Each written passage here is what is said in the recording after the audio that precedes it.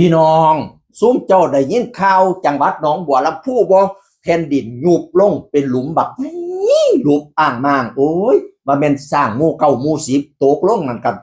ถมได้เบิดพี่น้องเอ่ยหลุมบักใหญ่อีหลีทั้งกรุงเทพกรุงไทยวังเดียงแล้วเดือนก่อนนั่นแผ่นดินไหวเนาะทั้งอีสานบ้านเฮาแผ่นดินลุบเหตุเกิดที่บ้านห้วยนาหลวงตำบลอุทัยสวรรค์อำเภอหน้ากลางจังหวัดหนองบัวลำพูพี่น้องเอ๋ยตอนแรกก็มีหลุมเดียวพะนะว่าบางมื้อวานมื้อก่อนนี่รวมเบ็ดเสร็จเป็น20กว่าหลุมแล้วป๊าดมีแต่หลุมใหญ่ๆตั้งแต่หลุม5เมตรเส้นผ่าศูนย์กลาง5เมตรจนไปถึงหลุม20เมตรป๊าดมันเป็นเฮียน4ห้อง5ห้องพุ่นแล้วเนาะถ้าแม่นเฮียนก็ลุบวะลงแล้วพี่น้องเอ๋ยเหตุเกิดนี่ความจริงมันเริ่มเกิดแต่เดือนกุมภาพันธ์พุ่นดิแต่กี้กับว่าหลายหลุม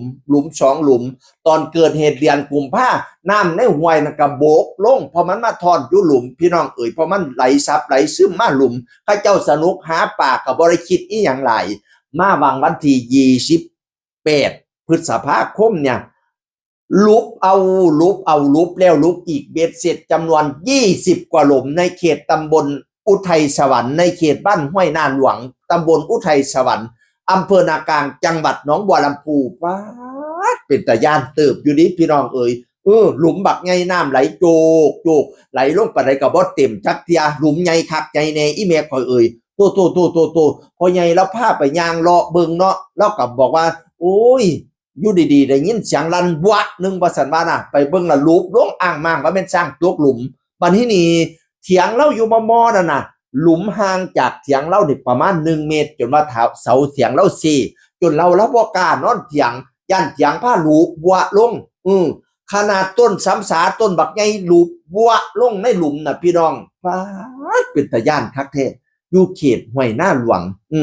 งวยผู้ใดสิกล้าลงไปให้ในไปหน้าบัดเนี่ยลงดำหน้าอยู่ดีลงบ้านเขาอยู่ดีหลุมบวะลงสิเหลียบ่หลุมบักใหญ่อีเมฆข่อยเอ่ย20เมตรผู้หลุมบักใหญ่หลุมน้อยสุดนั่น5เมตร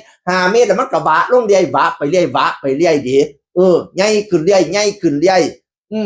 โอ้ยบัดนี้เขาเจ้าก็เลยว่าสาเหตุมันเกิดจากอีหยังเนาะพะนะว่าเขาเจ้าไทบ้านก็เลยโศกกันว่ามันมีเหมียงหินอยู่เนาะมอนี่เขาเจ้าขุดลงไปเลิกน้ำอาจสิซึมออกไปพะนะว่าอีกอันนึงไทบ้านก็สูบบาดาลมาใส่หลายหน่วยงานราชการก็สูบมาใส่แทงบักใหญ่เพื่อให้เกษตรกรได้ใช้เนื่องจากว่าสูบน้ำขึ้นไปนี่ละน้ำในดินมันเหลือหน่อยมันก็เลยหลุบวะลงพะนะว่าอันนี้เป็นข้อสันนิษฐานของไทบ้านแต่ว่ากรมทรัพย์ธรณีวิทยาโบราณว่าจังได๋พี่น้องเอ่ยข้อยก็อยากฮู้คือกันมันเกิดจากหยังอุ้ยคันผู้ใดไปอยู่มอเนาะหลุบวะลงปั่นถึกธรณีสูบพุ่นแล้วเห็นแต่ครั้งพุทธกาลเด้อสูบถึกธรณีสูบม้อยละแมงสูบตุยน่ะพี่น้องเอ่ยข้างพุทธกาลนี่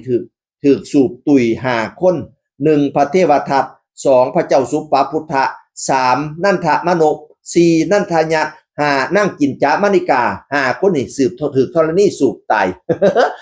ปัจจุบันนี้สิมีบ่นอเฮาก็มาติดตามข่าวตอนต่อไปเนาะว่าสิเป็นจังไดมันสิลุบลงอีกบ่ปัจจุบันนี้20ก็หลุมแล้วบ้านห้วยนาหลวงตำบลอุทัยสวรรค์อำเภอนากลางจังหวัดหนองบัวลำพูเสียงอื่นคนเก่าเว้าสู่ฟังสวัสดีครับ